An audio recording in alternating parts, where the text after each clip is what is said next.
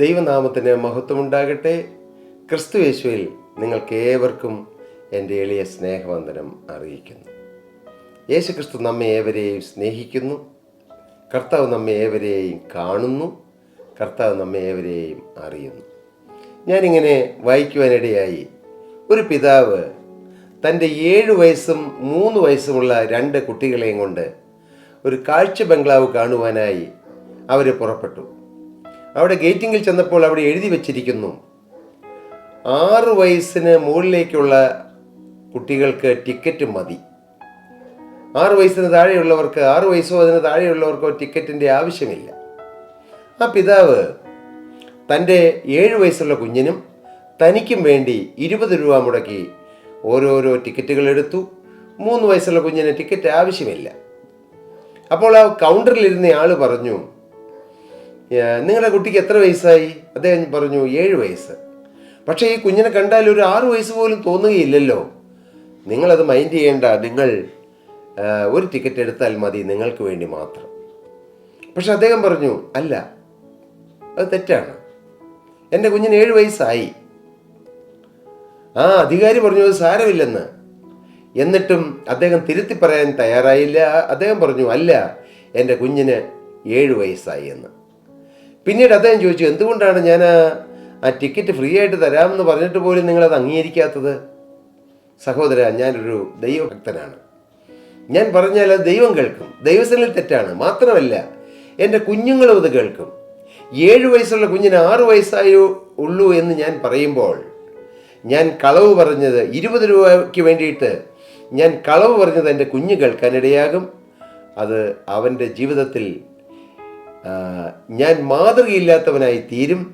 തന്മൂലം അവൻ ദൈവഭക്തനാണ് ഞാൻ എന്നുള്ളത് അവൻ അംഗീകരിക്കാതെ ദൈവ വഴിയിലേക്ക് വരാതിരിക്കാൻ തടസ്സമായി തീരുമെന്ന്.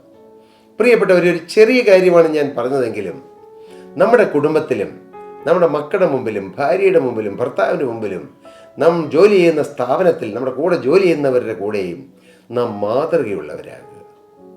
ഒരു ചെറിയ കാര്യമാണെങ്കിലും സൂത്രങ്ങളും നുണകളും പറയാതിരിക്കുക. ഞാൻ ഈ അടുത്ത സമയത്ത് ഒരു അഗ്രികൾച്ചറൽ ഓഫീസിൽ ഒരു സർട്ടിഫിക്കറ്റ് ലഭിക്കേണ്ടതിന് വേണ്ടി പോയി. ഒരുപാട് പ്രാവശ്യം കയറി ഇറങ്ങി നടന്നിട്ട് സർട്ടിഫിക്കറ്റ് കിട്ടുന്നില്ല. വളരെ വളരെ നാളുകളായി, 4-5 മാസം അതിൻ്റെ പിന്നിൽ കയറി നടന്നു. ഓരോരോ ഒഴിവുകൾ അദ്ദേഹം പറയും, വേണമെങ്കിൽ പെട്ടെന്ന് ചെയ്ത് തരാവുന്നേ ഉള്ളൂ. പക്ഷേ എന്ത് ചെയ്യാം, ഗവൺമെൻറ് ഉദ്യോഗസ്ഥന്മാർ പറഞ്ഞാൽ നാം കീഴ്പ്പെട്ടല്ലേ പറ്റൂ. ഞാൻ വളരെ എളിമയോടെ പലവട്ടം അദ്ദേഹത്തിൻ്റെ അടുത്ത് പോയി. പക്ഷേ അവസാന ദിവസം പെട്ടെന്ന് ഏതോ ഒരു ദിവസം അദ്ദേഹം ഒരു കാര്യം പറഞ്ഞപ്പോൾ പെട്ടെന്ന് ഞാൻ അറിയാതെ ഒരു വ്യാജം പറഞ്ഞു.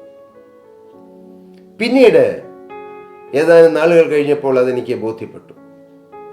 ഞാൻ കർത്താവിൻ്റെ സന്നിധിയിൽ പറഞ്ഞു, കർത്താവേ, സാഹചര്യം കൊണ്ട് അങ്ങനെ പറഞ്ഞു എന്ന് പറയാൻ എനിക്കില്ല.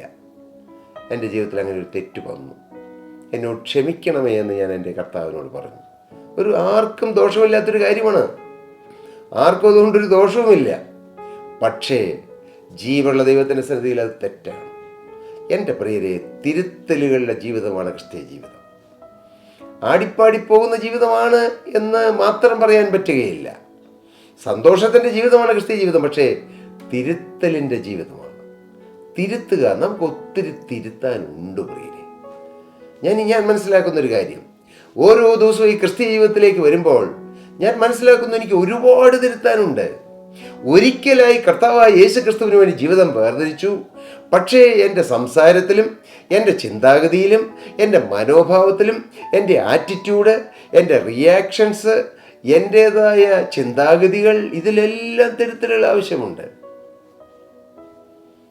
പത്രോസിൻ്റെ ജീവിതപ്പടകിലേക്ക് യേശു എന്നിട്ട് പറഞ്ഞു, മോനെ, നീ ഇപ്പോൾ കരയോട് ഏറ്റവും അടുത്താണ് നിൽക്കുന്നത്. നീ കരയിൽ നിന്ന് അല്പം നീക്കണം, എങ്കിലേ നിന്റെ ജീവിതം തളിർക്കുകയുള്ളൂ. ഇന്ന് അനേകരോട് കർത്താവ് പറയുന്നു, മോനെ, നീ മദ്യപാനത്തോട് യാത്ര പറയണം, നീ പുകവലിയോട് യാത്ര പറയണം, കഞ്ചാവിൽ നിന്ന് യാത്ര പറയണം, നിന്റെ അഴുക്ക് കൂട്ടുകെട്ടുകളിനോട് യാത്ര പറയണം, അന്യ ജഡങ്ങളിൽ രസിക്കുന്നതിൻ്റെ പ്രകൃതത്തോട് യാത്ര പറയണം. പക്ഷേ അതിനനുസരിക്കാത്തതുകൊണ്ട് കെടുതികൾ മനുഷ്യൻ വിളിച്ചു വരുത്തുന്നു. ദൈവത്തിന് സ്തോത്രം. കരയിൽ നിന്ന് അല്പം നീക്കണമെന്ന് അവനോട് അപേക്ഷിച്ചു. അവിടെ എഴുതിയിട്ടില്ല കറിയിൽ നിന്ന് നീക്കിയെന്ന്, പക്ഷെ നീക്കിയിട്ടുണ്ട്. നമുക്ക് മനസ്സിലാകും. അങ്ങനെ അപ്പം അങ്ങനെ എന്ന് പറയുമ്പോൾ കർത്താവ് പറഞ്ഞത് അനുസരിച്ചതിന് ശേഷമായിരിക്കും, അല്ലെ? അങ്ങനെ എഴുതിയല്ല. അങ്ങനെ യേശു പടകിലിരുന്ന് പുരുഷാരത്തെ ഉപദേശിച്ചു.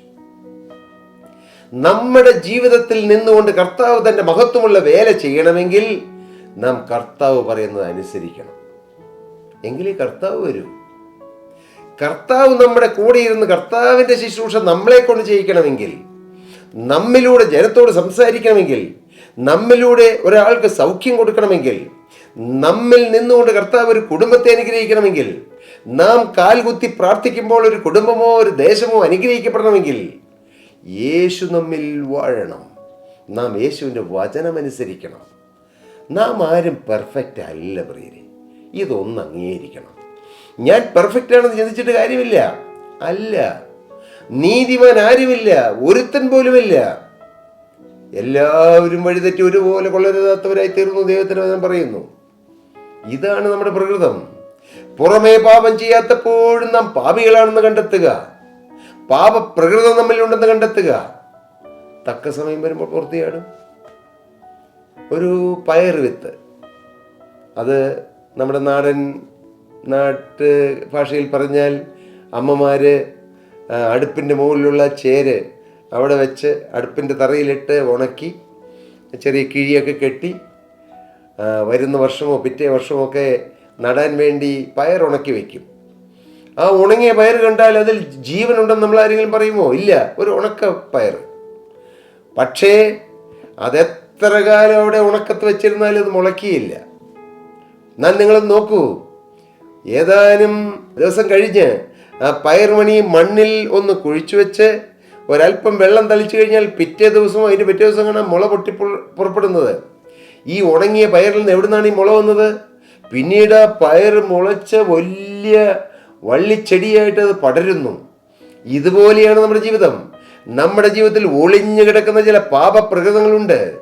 നല്ല സാഹചര്യങ്ങൾ വരുമ്പോൾ അത് പടരും. കർത്താവിനെ സ്തോത്രം. ഇത് കണ്ടെത്തുന്നതാണ് ഭാഗ്യം. ഇത് കണ്ടെത്താൻ കഴിയണം. ഇല്ലെങ്കിൽ ഐ ആം ഓൾ റൈറ്റ്, ഞാൻ രക്ഷിക്കപ്പെട്ടു, പിന്നെ സ്നാനപ്പെട്ടു, പിന്നെ ഞാൻ അഭിഷേകം പ്രാപിച്ചു, ഞാൻ അന്യഭാഷ പറയുന്നു, ഞാനിപ്പോൾ ശുശ്രൂഷ ചെയ്യുന്നു, വചനവും പറയും, എന്നിലൂടെ ചില കൃപാവരങ്ങളുണ്ട്. ഓൾ റൈറ്റ് മോനെ, ഓൾ റൈറ്റ് ആയില്ല. ആത്മീയ ജീവിതത്തിൻ്റെ നിലവാരമല്ല കൃപാവരം ലഭിക്കുക എന്നുള്ളത്. എൻ്റെ പ്രിയരെ, കൃപാവരം എന്തിനാണ്?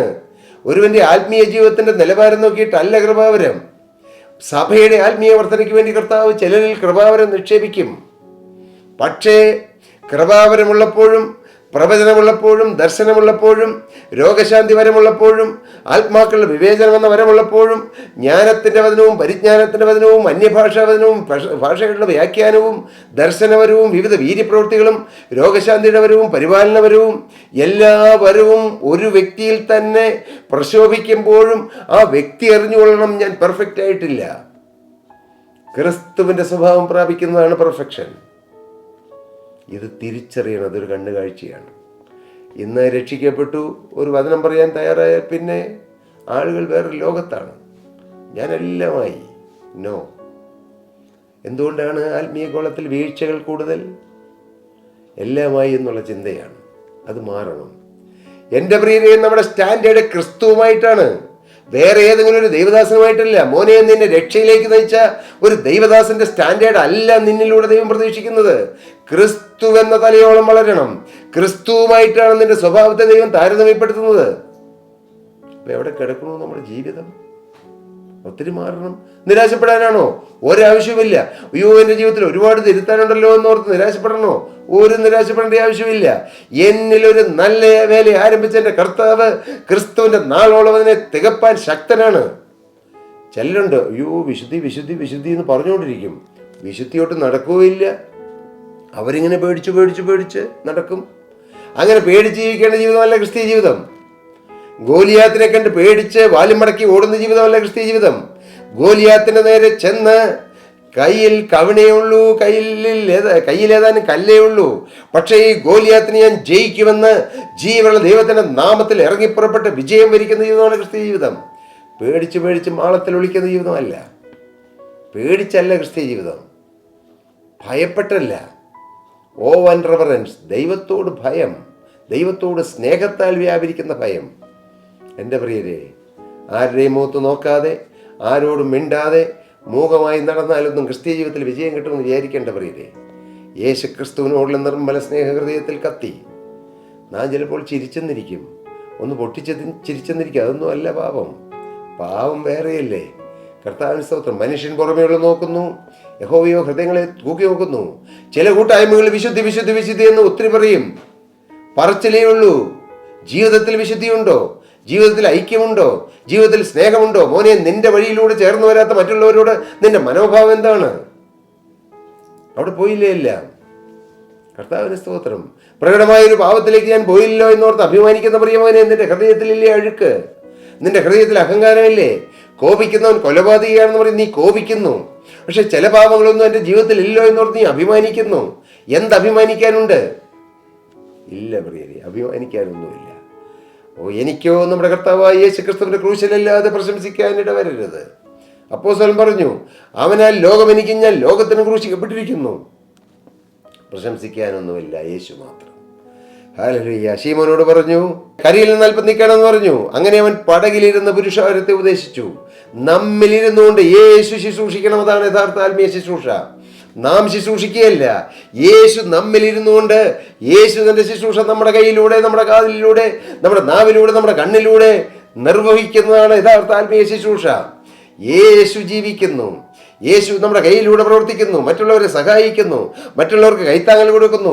നമ്മുടെ നാവിലൂടെ യേശു സംസാരിക്കുന്നു, നമ്മുടെ കണ്ണിലൂടെ യേശു നോക്കുന്നു, മറ്റുള്ളവരുടെ ദുഃഖത്തിൽ നമ്മുടെ ഹൃദയം പങ്കുചേരുന്നു, മറ്റുള്ളവരുടെ വേദനയിൽ നമ്മുടെ ഹൃദയം പങ്കുചേരുന്നു, മറ്റുള്ളവരുടെ ആവശ്യങ്ങളിൽ നാം കരുണ കാണിക്കുന്നു.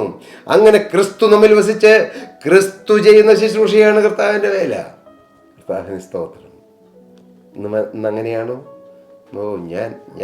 ഞാൻ എൻ്റെ ശുശ്രൂഷ, എൻ്റെ വേല എല്ലാം മാറി ക്രിസ്തുവിൻ്റെ വേലയാകണം. എങ്ങനെയെങ്കിലും ആത്മാക്കൾ രക്ഷപ്പെടും. ഈ വലിയ കാഴ്ചപ്പാട് എന്നിൽ നിറയട്ടെ എന്നാണ് എൻ്റെ പ്രാർത്ഥന. എൻ്റെ ഹൃദയത്തിൽ, എൻ്റെ ജീവിതത്തിൽ ഇത് വരട്ടെ എന്നാണ് എൻ്റെ പ്രാർത്ഥന. ഞാൻ തികഞ്ഞിട്ടല്ല. ഈ ചിന്താഗതി എല്ലാവരിലും വരട്ടെ എന്നാണ് എൻ്റെ ആഗ്രഹം. എൻ്റെ യേശുവിൻ്റെ വേല, യേശുവിൻ്റെ ആത്മാക്കൾ, യേശുവിൻ്റെ സ്വർഗരാജ്യം, അവിടെ ജനം എത്തിച്ചേരണം, ജനം ആശ്വാസം പ്രാപിക്കണം. യേശുവിൻ്റെ കരസ്പർശനം എല്ലാവരുടെ മേലും വരണം. യേശുവിൻ്റെ കരം നീട്ടി എല്ലാവർക്കും സൗഖ്യം കിട്ടണം. എല്ലാ കുടുംബങ്ങളും സ്വർഗമാകണം, നരകം ശൂന്യമാകണം, സ്വർഗം നിറയണം. യേശു ഇറങ്ങി ഒന്ന് പ്രവർത്തിക്കണം. ഇതാകട്ടെ നമ്മുടെ ആഗ്രഹം, ഇതാകട്ടെ നമ്മുടെ ചിന്ത. അങ്ങനെയെങ്കിൽ ഇതിലൂടെ വലിയ വേലകൾ നടക്കും. നമ്മുടെ യോഗ്യത കൊണ്ടോ നമ്മുടെ അർഹത കൊണ്ടോ പാരമ്പര്യമല്ല. മോനെ, നീ മാനസാന്തരപ്പെട്ടിട്ട് ഒത്തിരി കൊല്ലമായി എന്ന് പറഞ്ഞിട്ടൊന്നും കാര്യമില്ല. അപ്പൻ്റെ കാലം മുതൽ ഞങ്ങൾ മാനസാന്തരപ്പെട്ടവരാന്ന് പറഞ്ഞ് അഭിമാനിച്ചിട്ട് കാര്യമില്ല. ഇന്നത്തെ ജീവിതം എങ്ങനെ? യേശുവുമായിട്ടുള്ള ബന്ധം, യേശുവിൻ്റെ വചനമനുസരിക്കാനുള്ള ദാഹം, യേശുവിൻ്റെ സ്വഭാവം പ്രാപിക്കാനുള്ള കൊതി, ശുദ്ധീകരണം പ്രാപിക്കാൻ ഉത്സാഹിപ്പിക്കുകയും ശുദ്ധീകരണം കൂടാതെ ആരും കർത്താവിനെ കാണുകയില്ല. ആ ക്രിസ്തുവിൻ്റെ സ്വഭാവം പ്രാപിക്കാനുള്ള വാഞ്ച. അങ്ങനെയെങ്കിൽ നമ്മൾ തികഞ്ഞിട്ടല്ല, നമ്മിൽ നിന്നുകൊണ്ട് കർത്താവ് പ്രവർത്തിക്കും. അങ്ങനെ നമുക്ക് കർത്താവിന് വേണ്ടി സമർപ്പിക്കാം, കർത്താവിൻ്റെ വേലയ്ക്കായി സമർപ്പിക്കാം. നാഥ കർത്താവെ, ഞാൻ എന്നും പ്രാർത്ഥിക്കും ലോകമെമ്പാടുമുള്ള കർത്താവിൻ്റെ വേല ചെയ്യുന്ന മക്കൾക്ക് വേണ്ടി. ലോകമെമ്പാടും യേശുവിൻ്റെ രക്തത്താൽ വീണ്ടെടുക്കപ്പെട്ട എൻ്റെ കർത്താവിൻ്റെ പ്രിയ ജനത്തിന് വേണ്ടി ഞാൻ പ്രാർത്ഥിക്കാറുണ്ട്. എല്ലാം കർത്താവിൻ്റെ ജനമാണ്, എല്ലാം കർത്താവിൻ്റെ അഭിഷിക്തരാണ്, എല്ലാം കർത്താവിൻ്റെ ദാസരാണ്, എല്ലാം കർത്താവിൻ്റെ ശുശ്രൂഷകരാണ്. കർത്താവോ എൻ്റെ കർത്താവാണ്. എൻ്റെ കർത്താവ് എല്ലാവരുടെയും കർത്താവാണ്. ഈ വിശാലമായ കാഴ്ചപ്പാട് അത് നിങ്ങളെ ഭരിക്കട്ടെ. ആ ചിന്ത നിങ്ങളുടെ ശുശ്രൂഷ വിശാലതയിലേക്ക് കൊണ്ടുവരുവാൻ ഇടയാക്കട്ടെ. കർത്താവ് നിങ്ങളെ അനുഗ്രഹിക്കട്ടെ. അങ്ങനെ പടകിലിരുന്നുകൊണ്ട്, പത്രോസിൻ്റെ പടകിലിരുന്നുകൊണ്ട് യേശു ജനത്തോട് സംസാരിച്ചതുപോലെ നമ്മുടെ ജീവിത പടകിലിരുന്നുകൊണ്ട് യേശു മറ്റുള്ളവരോട് സംസാരിക്കാൻ, മറ്റുള്ളവരെ അനുഗ്രഹിക്കാൻ ഇടയാക്കട്ടെ എന്ന് പ്രാർത്ഥിച്ചുകൊണ്ടും ആശംസിച്ചുകൊണ്ടും ഞാൻ എൻ്റെ വാക്കുകളെ നിർത്തുന്നു. ദൈവനാമം മഹത്വപ്പെടുക്കട്ടെ. താഴെ കാണുന്ന നമ്പറിൽ നിങ്ങൾ കോൺടാക്റ്റ് ചെയ്താൽ ഞങ്ങളുടെ പ്രയർ ടീം നിങ്ങൾക്ക് വേണ്ടി പ്രാർത്ഥിക്കും. കർത്താവ് നിങ്ങളെ അനുഗ്രഹിക്കും.